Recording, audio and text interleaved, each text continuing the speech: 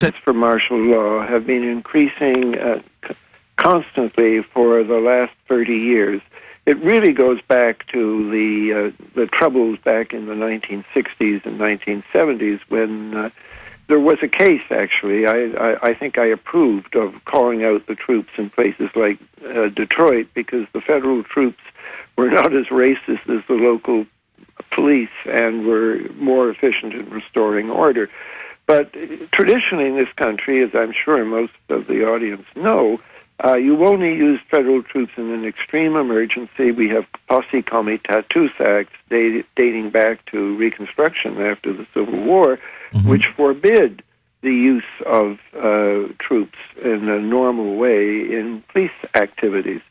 And that's been undermined now since the early 1980s by secret planning by a committee that was set up under the Reagan administration, and it's for 20 years it kept on going, and two of the chief people in the planning, not the only ones, were Dick Cheney and Donald Rumsfeld, and they were planning for what was in effect called the suspension of the American Constitution. First of all, in an atomic attack. But what the extraordinary thing was, they took planning against an atomic attack and applied it to normal police activity, and that's what we're getting today. So we'll be back with Peter Dale Scott. Martial law, the financial bailout, and more. It's the Alex Jones Show. Infowars.com, PrisonPlanet.tv. We're on the march. The empire's on the run. Alex Jones and the GCN Radio Network. Are you one of the millions of sinus and allergy sufferers? Is your nose stuffed up? Do you experience sinus headaches, allergy symptoms, infections, or post-nasal drip? Does your treatment improve your body's disease-fighting function? Or are you simply treating the symptoms? The SinuPlus Elite Advanced Sinus Irrigation System effectively cleanses your sinuses and upper airways of all fungi, bacteria, and pathogens, and clears your sinuses gently and pleasantly. Recommended by leading physicians and healthcare professionals for sinus and allergy symptoms, the SinuPulse Elite Advanced Sinus Irrigation System is a natural, very gentle, and soothing drug-free device to relieve symptoms caused by sinus infections, allergies, and the common cold, including postnasal drip, cough, congestion, sinus headaches, and irritated nasal passages. SinuPulse is available now by calling 888-212-8871. That's 888-212-8871. Or order online at NutriMedical.com. That's NutriMedical.com. NutriMedical.com, your source for the most powerful nutraceuticals and wellness protocols from a doctor you can trust. On September 11th, 2001, along with hundreds of my fellow troops, I went to Ground Zero, and we knew what to do, or at least we thought we did. Truth Rising is a breakthrough 9/11 film that finally gives first responders a platform to tell their story. Whitman, EPA director, on the 18th made a statement that the air was safe to breathe. This film follows the growing momentum of 9/11 truth as brave souls throughout the world take action against their global masters. He had his hand over the radio while he was getting a countdown. He takes his hand off and you hear 3, 2, 1, and it was boom, boom, boom, boom, boom. This is an emergency transmission worldwide. Download Truth Rising at PrisonPlanet.tv and aggressively spread it worldwide, or order the DVD at Infowars.com. If we don't expose the government-sponsored terror, they're going to commit more acts and bring in martial law. Hi, this is Steve Shank. eFoods does it again. The 3-Day Responder provides one adult with 3 days worth of healthy, delicious, easy fix food. The price of the 3-Day Responder is almost ridiculous at $21.95 for actually 12 meals plus snacks. When you taste the food in the 3-Day Responder, you'll understand why families all over the world trust eFoods Direct to provide healthy, delicious food for every need. Whether you're hunting, playing, or responding to an emergency, the food in the 3-Day Responder is easy to fix and ready to go. Food is an everyday need.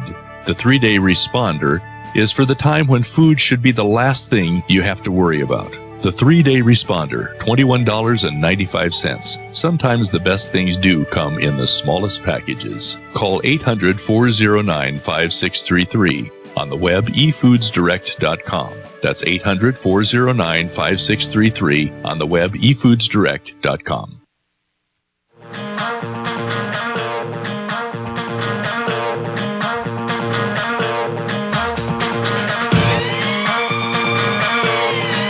All right, we're back. It's the Alex Jones Show. We're live right now streaming video over at prisonplanet.tv. And we're talking to Peter Dale Scott, author of The War Conspiracy and many other books. I think that was actually a banned book for quite some time. He coined the term parapolitics.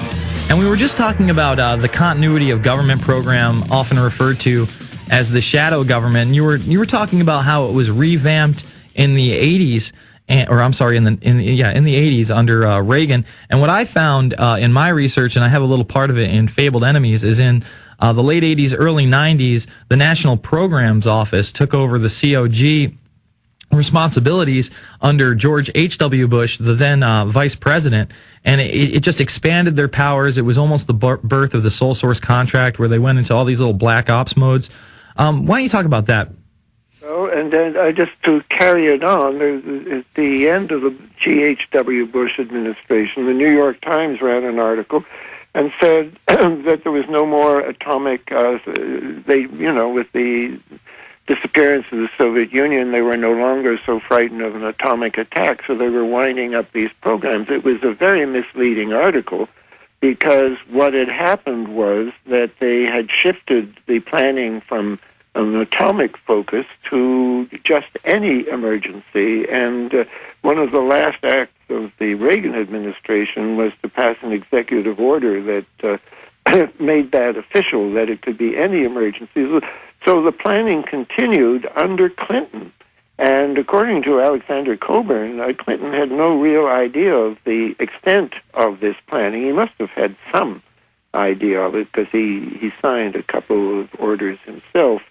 But the really extraordinary thing is that in the 90s under Clinton, neither Cheney nor Rumsfeld had anything to do with the government. Each of them was a CEO of a major corporation. But the planning continued, and the Army has, one of the last fruits of the Clinton administration was a new directive for the Army, which legitimized the idea that the Army would permanently have what they call a co-op, a continuity of operations program in the Army. For the first time, instead of the people who had worried about an attack from abroad would now worry from an attack at home, from violence of any form. And right after 9/11, we got a whole series of things, which I'm sure were COG plans, one of which is going to be very important in the future, and that is the creation of an Army command for North America. Just like you have a command for Southcom for South America, there's now Northcom for North America. And last September, they announced that they moved a combat brigade from Iraq to the United States, ready for combat in the United States. This is entirely unprecedented, and it's been announced that this is probably, they announced it in connection with the inauguration, and we've seen since then the troops are now in Washington, controlling Washington. But this is not an ad hoc thing. This is a permanent thing under this new order. Absolutely. And you know what? Let's play the clip of Obama before he's elected, talking about a civilian security force, and he's openly said that he's going to bring 20,000 troops into the United States for domestic operations. Let's play that clip. Now. Yeah. They're here. We cannot continue to rely only on our military in order to achieve the national security objectives that we've set. We've got to have a civilian national security force that's just as powerful, just as strong, just as well funded. All right, so it really does seem like, again, these are continuations that you see, whether it's Republican or Democrat, just like you said, began with Reagan into the Bush 1 administration. Continuity of government plans were then still expanded upon in the Clinton administration, and then, of course, under the Bush 2 administration, like you said, COG was put into place on 9/11. A lot of people don't understand that. There were already drills going on that morning, and then by the time the attacks had hit the United States, COG was immediately put into place. Dick Cheney was rushed off to a PEOC. George Bush was put into an undisclosed location, flying around Air Force One all day. And, most people... COG.